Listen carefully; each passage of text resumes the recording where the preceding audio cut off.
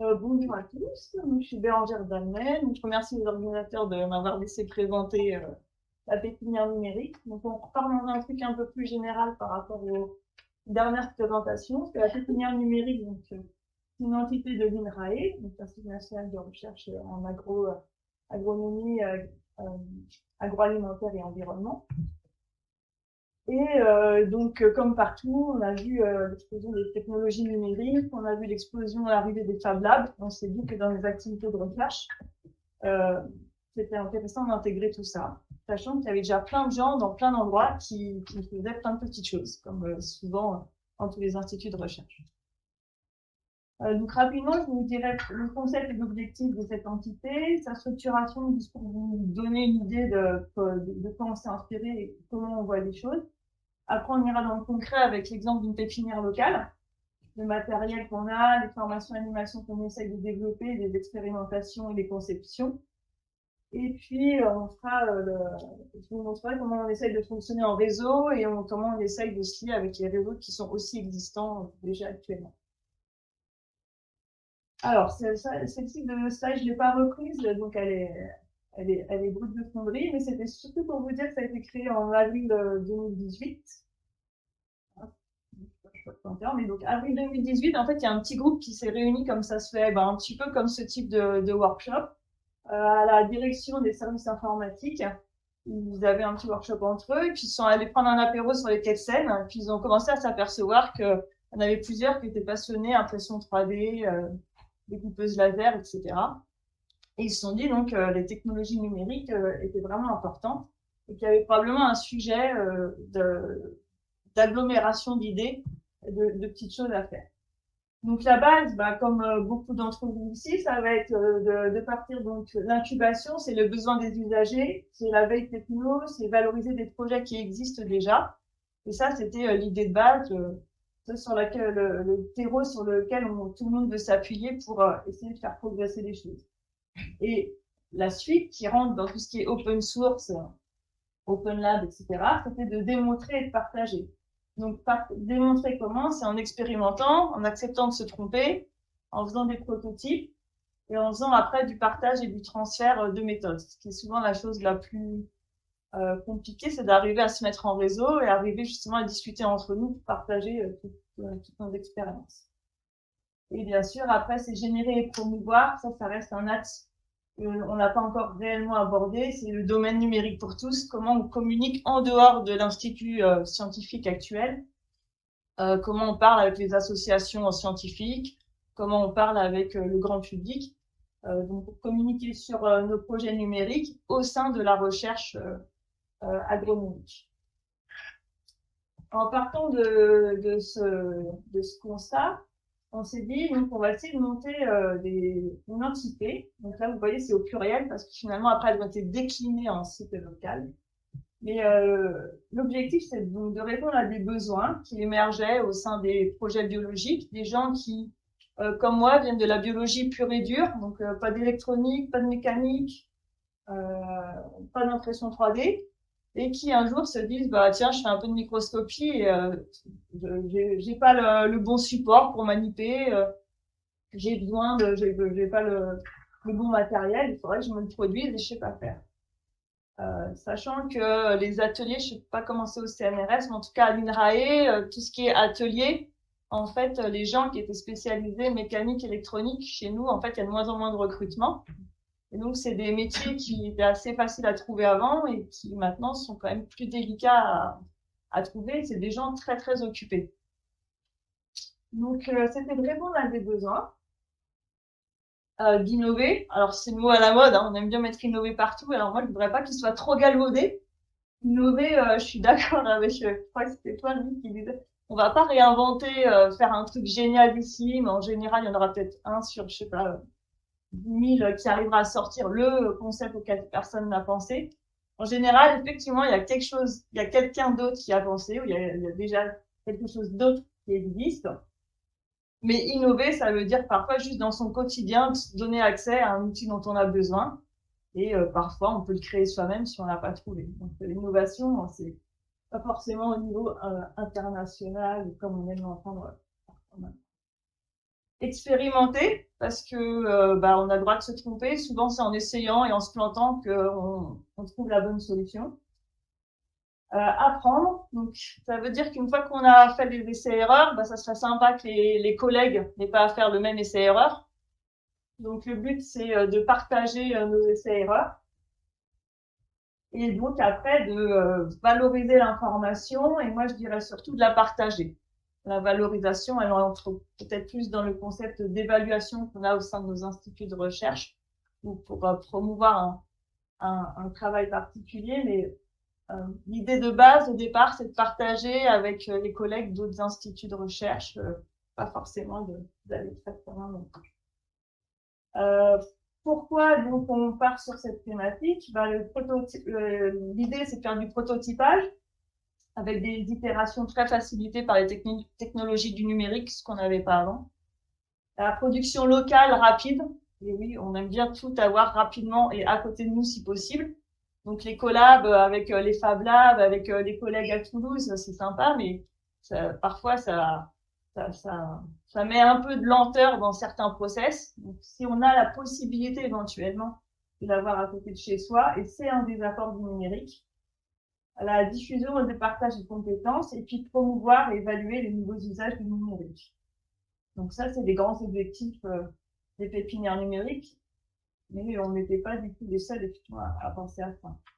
Donc la façon dont ça s'est construit, c'est qu'il y a un groupe national de pilotage, donc il y avait les 7-8 personnes qui étaient à l'apéro sur les bords de Seine, et qui ont congloméré après plusieurs personnes autour d'eux. Et donc, il y a eu deux idées, c'est de créer des espaces, donc vraiment des locaux dans des centres de recherche. Donc, l'INRAE, je ne sais pas si vous êtes tous au courant, on a 19 centres de recherche sur le territoire, de taille assez différente. Et donc, l'idée, on s'est dit, on va essayer de monter 2-3 locaux, qui sont, on a appelé ça des pépinières numériques, mais donc ça correspond à un Fab Lab, en fait. 2-3 locaux physiques, où là, il y aura des machines, on va créer une atmosphère et une ambiance pour venir travailler.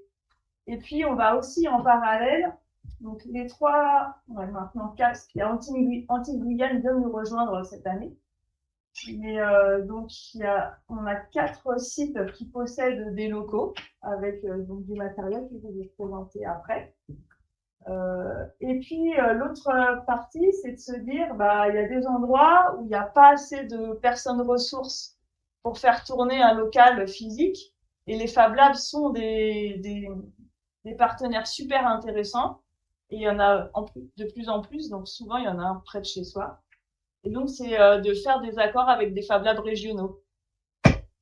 Donc pour l'instant, on a trois autres pépinières. Alors Montpellier, ils vont essayer va y avoir un local qui va peut-être probablement être créé avec l'agro.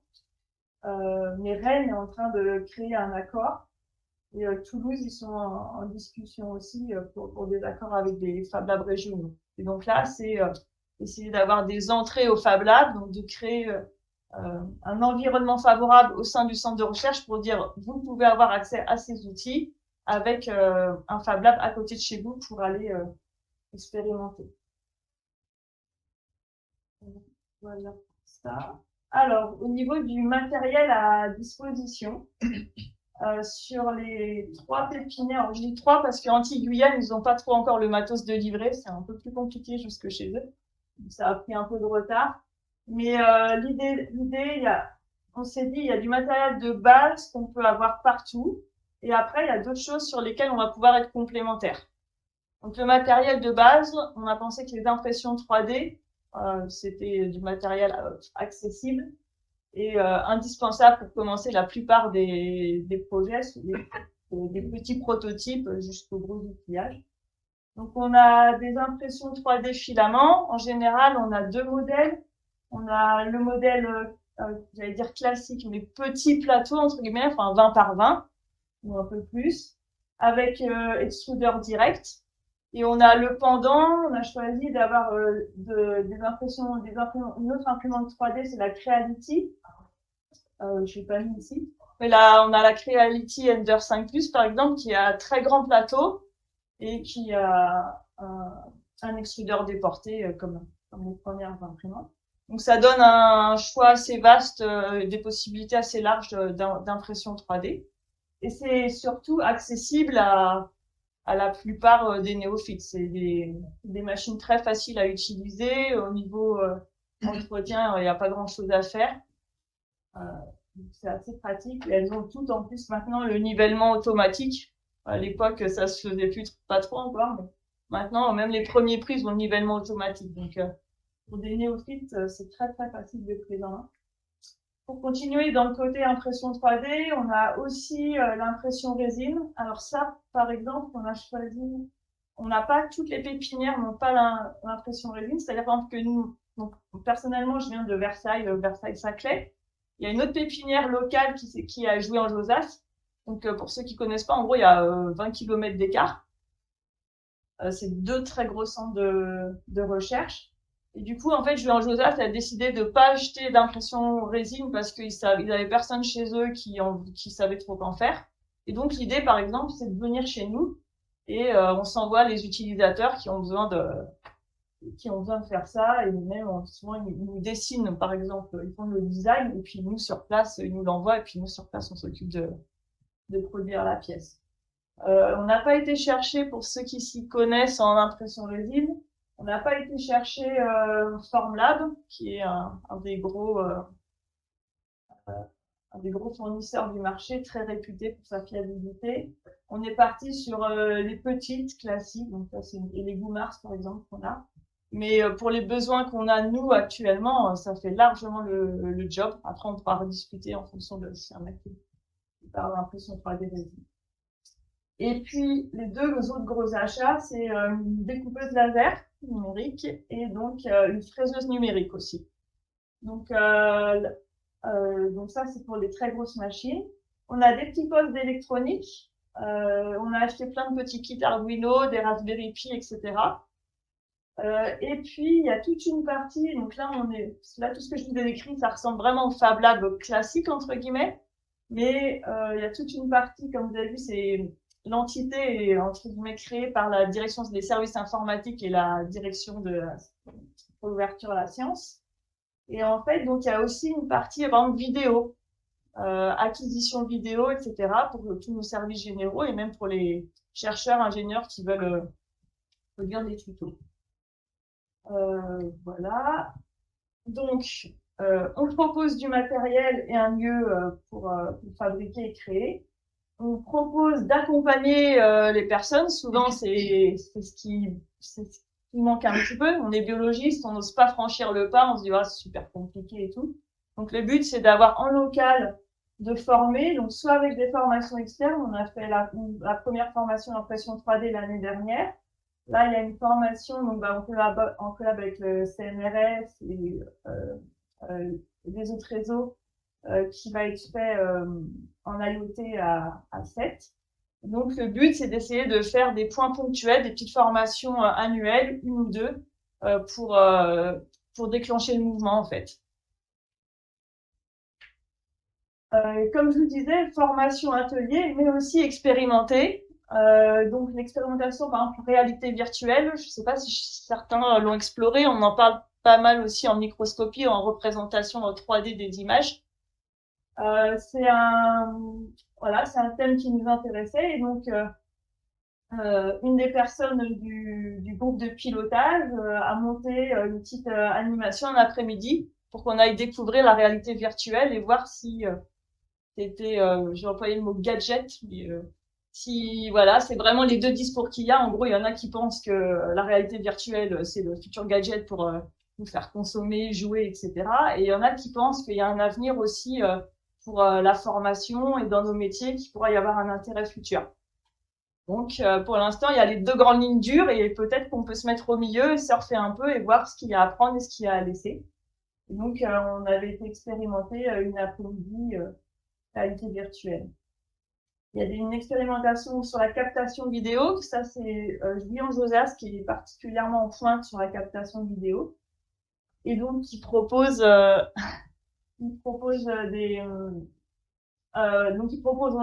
ont le fond vert, ils ont tout l'équipement en fait pour pouvoir proposer différentes vues et pouvoir faire des webinaires soit en direct, soit en différé grâce à l'outil OBS. Ça nous a aussi servi, donc je vous disais, on essaye de fonctionner en réseau, d'être complémentaires. Et donc, par exemple, on a la découpeuse laser, on a acheté les deux mêmes entre Jouy-en-Josas et Versailles, parce qu'on pensait que ça va peut-être pas l'utiliser. Et donc, on les a achetés en kit, parce qu'on n'avait plus assez de sous. Et du coup, on s'est fait les montages en direct, c'est-à-dire que on avait mis des caméras chez l'un et chez l'autre. Et comme ça, pendant on montait en parallèle, ça a mis un peu de compète en plus. Et on a monté en parallèle les découpeuses. Bon, c'est Jouy qui a gagné. Hein. Ils ont fini avant nous. Je plaisante, il n'y a pas de compétition, mais c'est sympa, ça met un peu de fun et ça permet surtout de s'aider sur les problèmes matériels. Et dans les expérimentations, on a aussi, donc c'est toujours Jouy-en-Josas qui est sur ce sujet particulièrement, sur le PeerTube, donc c'est la diffusion vidéo, donc il y a beaucoup de plateformes vidéo qui sont très connues pour YouTube, Vimeo, Canal U, enfin il y a plein de plateformes, notamment Canal U qui est institutionnel, qui existent. Et ils se sont demandé si c'était pas intéressant que INRAE possède sa propre plateforme de vidéo afin de maîtriser, c'est toujours la même chose, c'est la maîtrise des data qui est derrière et ce qu'on veut en faire. Et donc ils ont testé, ils sont en train de tester donc la diffusion vidéo en direct ou à la demande, et notamment en utilisant le PeerTube, enfin je sais pas si vous connaissez le système, et ça permet c'est une sorte d'économie d'énergie. Et c'est du partage. Une fois que vous diffusez la vidéo, c'est votre propre ordinateur qui est réémetteur, qui réémet, et ainsi de suite. Et en fait, c'est un peu plus vertueux, vertueux que d'autres modes de communication. Donc voilà, ça c'est pour vous donner une idée des expérimentations qui sont faites. Et on est vraiment ouvert, alors je dis on discutera de ça après, pour l'instant c'est INRAE surtout, mais on va essayer d'ouvrir un peu plus. Mais l'idée c'est que les gens qui veulent essayer des choses, ils viennent nous voir et qu'on essaye de mettre les moyens pour tester, quoi.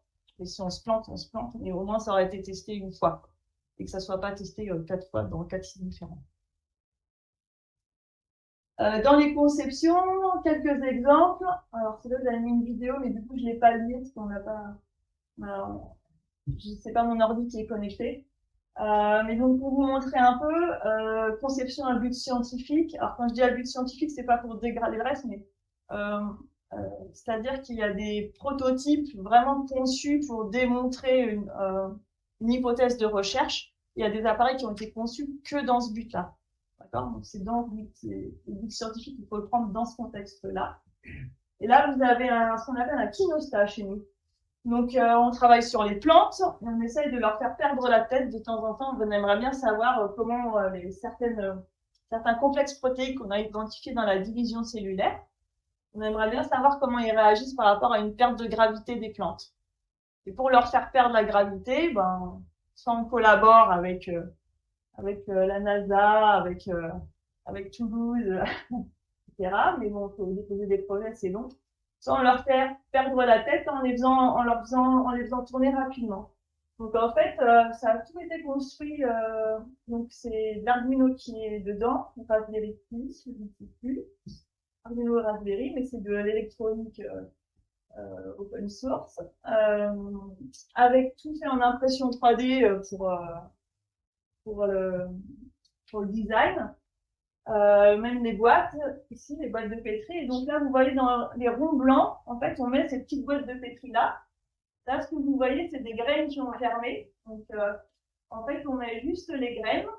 On les met là, donc, dans une chambre climatique. Donc, pour les plantes, il faut de la lumière, de l'humidité. On met en chambre climatique et on les fait tourner. Et donc, vous avez deux barres différentes. Je sais pas si vous voyez, vous avez deux lignes différentes parce qu'il y a une ligne qu'on fait tourner et l'autre qu'on fait pas tourner du tout, pour montrer la différence de gravité. Et donc ça a été conçu maison, et après, ça produit ce genre de choses où vous voyez le contrôle 1G sur la ligne du haut, donc les plantules ont germé et il y a bien eu, elles ont bien tenu compte de la gravité. Et puis là, on voit ce qui se passe quand on les fait tourner en permanence, c'est qu'elles perdent la tête. Et après, il y a plusieurs critères à quelle vitesse on fait tourner, combien de temps, etc. On entre dans l'hypothèse de recherche. Et après, ça nous permet d'examiner, on passe en microscopie confocale et on regarde un petit peu les désordres qui ont été créés au niveau des parois d'écran. Donc ça, c'était un... Ah bah si, elle marche. Après, il a les pardon. Ah, voilà. Vous voyez, du bruit, on lance un petit, et donc vous avez la illumination. Elle passe en gros temps, un petit peu. Voilà. Vous voyez, hein, ça, c'est du bricolage, hein, mais parfois, il vaut mieux prendre des élastiques que de passer 2 journées entières à réfléchir à comment on va fixer les boîtes. Donc, les élastiques, c'est nickel. Et par contre, le reste, ça a été fait en un. Donc ça, c'est David Pousset, que vous rencontrerez peut-être un jour. Je vais essayer de faire venir ici parce que il a fait plusieurs prototypes d'appareillage pour répondre à des questions scientifiques. Et qui a développé ça. Ouais. Alors, je me dépêche un peu. Ici, vous avez le phyllotaxeur, qui est un autre outil que David Boucher a développé. Chez les plantes, vous voyez, il y a des nœuds. Je sais pas si ça, c'est Arabidopsis thaliana, pour ceux qui la connaissent pas, une plante modèle qu'on adore. Et donc, il y a des entre-nœuds. Ces entre-nœuds, ils sont régis par ce qu'on appelle un nombre d'or. C'est pas fait du tout au hasard. Okay. Quand on produit certains mutants, on perd ce fameux nombre d'or parce qu'on a perturbé la division des cellules souches, en fait. Et on essaye de savoir de combien on a perturbé cet angle-là. Et donc, David Boucher a fabriqué une machine qui nous permet de monter donc en Z. Et en fait, on ne voit pas très bien ici, j'ai pas de vidéo, mais il y a un petit pointeau et en fait, on va pouvoir téléguider le petit pointeau pour venir le mettre au niveau du nœud. À ce moment-là, appuyer, ça nous marque le degré auquel on est sur l'appareil. Et puis après, on monte, on va chercher le nœud suivant, hop, on retourne notre petit pointeau et hop, on appuie et on a toutes les datas précisément qui vont venir à ce moment-là. Et un autre exemple, c'est un illuminateur à LED pour loupe binoculaire que Bertrand Dubroc, je pense qu'il y en a certains qui connaissent aussi parmi nous, qui s'occupe de la plateforme de microscopie, enfin de cytomicroscopie chez nous. Et donc, juste, on a des graines qui fluorescent grâce à un marqueur qu'on leur a introduit. Et pour les trier rapidement, et on n'avait plus de loupe bino-fluo, au lieu d'en racheter, il a fabriqué une illumination avec les bras articulés. Donc, tout ça, c'est les articulations en prime 3D, là. Vous avez les modèles sur Thingiverse, il y en a des tonnes. Et un filtre. Donc, voilà, il a fabriqué ça, donc c'est super pratique et dans le labo, ça c'est super démocratisé. Quelques trucs à but utilitaire, les séristes, ils nous adorent, c'est avec la découpeuse laser, on peut leur faire plein de petits cercles. Ils fabriquent des tassoirs pour les peaux, parce que bah, sur le marché, ils ne trouvaient pas bizarrement les tassoirs adaptés à leur peau. On a des peaux standardisées parce qu'on a ce qu'on appelle un phénoscope, donc un grand phytomate XXL. Donc, ils trouvaient pas, donc on fabrique ça. On fabrique avec le cartonnage les boîtes pour lames de microscopie. C'est des petits trucs, là je passe dans le truc plus utilitaire, mais en fait au quotidien c'est super pratique. Ça demande pas beaucoup de temps, donc c'est super sympa. Puis je vois que leur passe, mais on parlera aussi du projet Canular qui est tenu par qui est fait par la DIPSO et une autre unité de recherche INRAE, pour les cahiers de labo numérique. Voilà, et le pilotage des congélateurs. Il y a eu aussi à but pédagogique. Il y a certains de nos chercheurs qui sont très investis dans le passage au grand public et la démocratisation de la recherche. Et donc, il y a Marine Froissart qui avait organisé une expo qui s'appelle Perception de la recherche. Et donc, c'était surtout les sens tactiles, le goût, l'odorat et le toucher. Et donc, pour le toucher, elle a sollicité la pépinière numérique pour faire des formes. Donc là, c'était un embryon de plante. Et pour qu'on puisse toucher et voir la représentation en 3 dimensions. Puis à lui, ils ont fait, c'était de mise, mais un petit détecteur COD homemade pour, je sais plus, 10-15 € là, pour qu'on ouvre les fenêtres au bon moment. Voilà. Et valorisation et diffusion, c'est un des gros enjeux de ce genre d'entité. Je pense que c'est l'enjeu de tous les réseaux qui se créent d'ailleurs et de comment on fait pour se lier entre nous et communiquer. Nous, pour l'instant, on a choisi de développer un site internet. Là, je vous ai mis un extrait du nôtre, par exemple. Donc, c'est sur ce site qu'ils peuvent réserver les machines de la pépinière, ça sert aux formations, etc.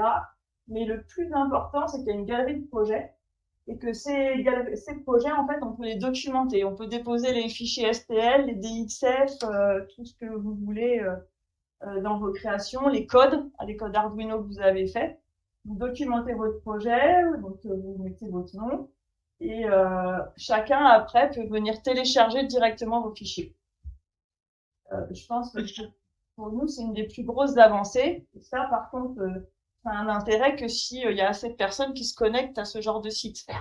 Sinon, ça reste assez confidentiel. Donc, le but, c'est de diffuser au maximum. Ouais, donc ça, c'était l'étape de réservation. Donc, en conclusion, bah, partageons, collaborons, faites germer vos idées. Et le but, il y a plusieurs autres réseaux, je vais mentionner, qui existent. Le but, c'est pas d'entrer en concurrence entre les réseaux, c'est que c'est soit de se mutualiser, soit de se faire connaître les uns les autres. Parce que moi, au cours de ma carrière, j'ai subitement découvert des réseaux, par le biais, par exemple, de petits workshops comme ça, etc. Et dont j'avais pas du tout eu vent dans la branche d'activité dans laquelle j'étais. Donc, je pense que c'est vraiment ça qui est super important. Voilà. La devise du Sherlock, en essayant continuellement, on finit par réussir. Donc, plus ça rate, plus on a de chance que ça marche. J'espère que vous en êtes tous convaincus. Voilà. Merci à tous pour votre attention.